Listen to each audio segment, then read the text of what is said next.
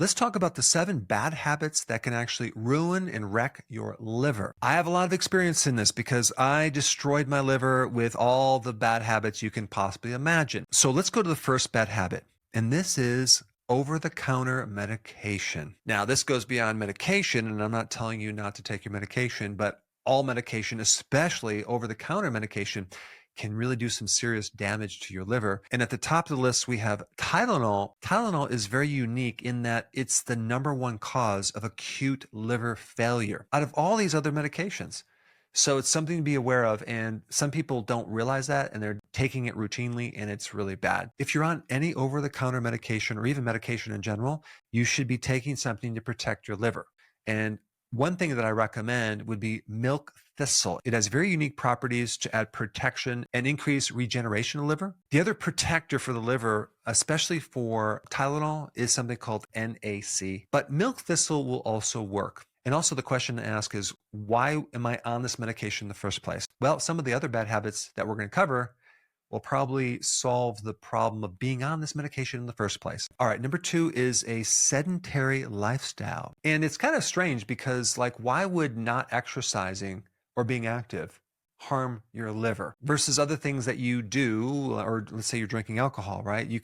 That's something that definitely destroys the liver. But if you're sedentary, your diet might not be that great. Okay, so you're eating a lot of maybe junk foods or more calories, and you're probably not burning them off. And so if we just look at the cells, the input of fuel and then the burning that fuel up. If you're inputting too much fuel and you're not burning that off, there's a lot of damage that's created at the cell level. This is called oxidative stress. You can just think about this as rust. You can rusting out your body. And exercise burns off a lot of that fuel. That's like a buffering system for a lot of things, like disease. Exercise greatly strengthens the immune system. Exercise increases more oxygen throughout the body. Exercise also directly reduces stress that builds up. You can't avoid stress. So all day long, you accumulate stress. How are you going to get that stress out of your body?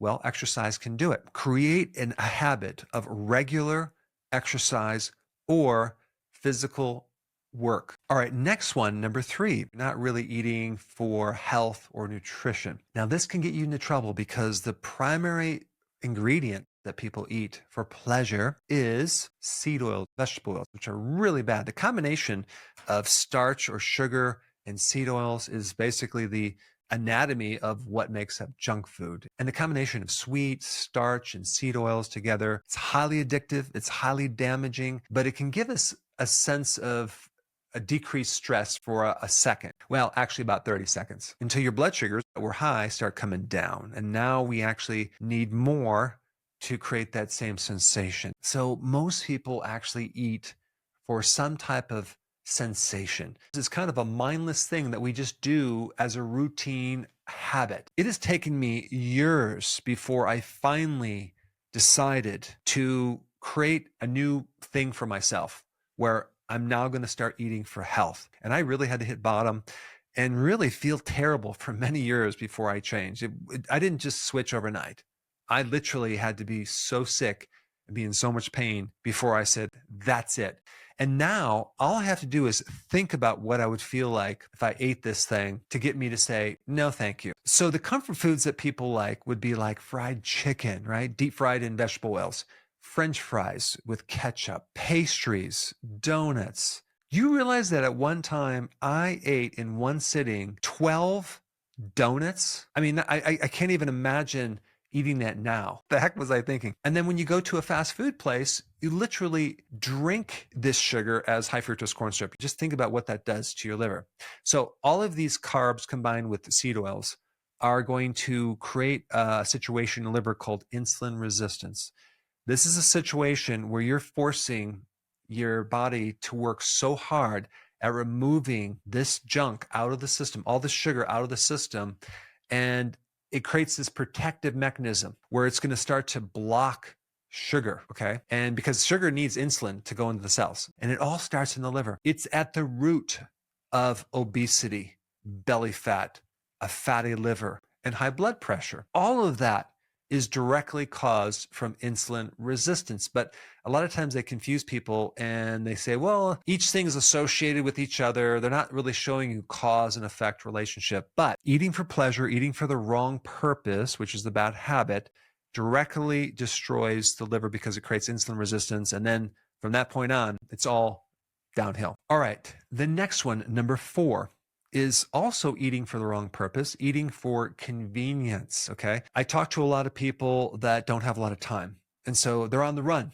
And so they have to quickly eat something. And this usually always involves something pretty crappy, low quality food, and not very good protein, like a protein bar, for example. It doesn't have high quality protein, which is going to mess with your liver because it's filled with this solvent called hexane. And then they're going to add also on top of that all these other hidden sugars and starches and chemicals. So that's what you're exchanging for this convenience. I was in that state for so many years, even after a seminar that I did, that I told all these people to eat healthy. I'm driving home hungry because I didn't prepare, and I drive past KFC, okay? Kentucky Fried Chicken. And I'm thinking twice and I pull right in there. Okay. Hey, Dr. Berg. And I'm like, oh, no, no, no, no, no. I felt very embarrassed. My face was red. I quickly got my crispy fried chicken and left and hope I would never run into that person ever again. Of course, I sat in my car and I ate this chicken. It was delicious. It was amazing. All that MSG in there. I go home. I take a nap. I wake up 3 hours later with my eyes bloodshot, like feeling disgusted. Now, if I even drive past a KFC, just the smell of it makes me disgusted. So what you want to do is you want to prepare your meals. You want to plan out what you're going to eat and just do a little preparation. My wife and I, a lot of times, eat at different times. And so I'm cooking my own meals and I'm not doing this long recipe thing. I might just combine meat, vegetables, eggs, cheese, and I might have tomato with it. I might have a salad, some olive oil, and maybe balsamic vinaigrette, and now I have my meal. Took me a few minutes. But all this packaged food out of convenience has a lot of seed oils, there's a lot of starch, a lot of sugar. You just want to avoid all that, and you want to start adding in a healthier habit. All right, we're at number 5, stress. And it not only creates a lot of problems for your sleep, which then will cause your blood sugars to crash, which will then cause you to go off the plan and eat things that you normally wouldn't do. Chronic stress brings out dormant viruses out of remission that can affect the liver. Establishing new healthy habits, it's very, very important to have enough sleep. And this all revolves around doing things to strip off the stress. Vitamin B1 before you go to bed. Vitamin D helps reduce stress. Exercise, long walks, all of these things reduce stress. There's a fantastic acupressure and stretching technique that I do every night before I go to bed that works on the fascia. I will put that link down below so you can check that out. But I also want to mention something else. A lot of people are in a stress state because they're not really facing the real cause of their stress. So I think it's a really important question to ask, like, okay, what's at the root of the stress? How can I face it straight on, deal with it, so it's no longer a stress? All right, number 6, alcohol. Now, when you drink alcohol, it goes right to the liver, and then the liver turns it into something else, which is actually more poisonous. And now your body has to get rid of that. And so that creates liver damage. Now, there are levels of things that will be worse than other things, like the mixed drinks, margaritas, the pina coladas, where you have not just alcohol, but you have sugar. Really bad combination. But then you have beer, which is less alcohol, more carbohydrate, but then people consume more of that. In college, a friend and I went to the bar on a regular basis, on a daily basis. We would play pool and we would drink. But another time, my wife and I found this little place, this little shop that sold margaritas. Yeah, and for a whole year, we would stop off after work and get a margarita. And it was one of those things where I realized, am I an alcoholic? I'm drinking every single day, a couple margaritas. And I felt great in the beginning. But then I started to feel more tired, more blood sugar issues. And that's when I said, that's it, I'm done. But then you also have wine, right?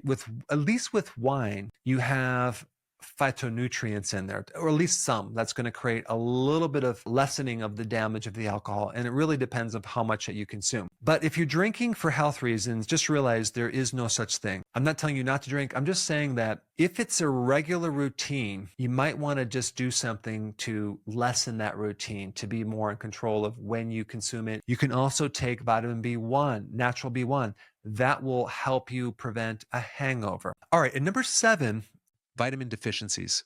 So it's basically getting the key factors to help support the liver and help the liver work. We're talking about phytonutrients. And there's several foods that will give you more of that than others. Cruciferous vegetables, arugula, broccoli, all filled with phytonutrients that specifically help the liver detoxify. And I think you should consume those on a regular basis. Other things like salad with added garlic and onion are also really good for the liver, because what all that does is it helps give you antioxidants to protect the liver against all the inflammation going on. But also don't forget red meat, or even like I like hamburger from grass-fed cows, or you can even do wild-caught fish. Super healthy for your liver. All right, so now that you know about these habits, I think it'd be really helpful for you to get the basics on exactly what diet you should consume. And for that information, I put it up right here. Check it out.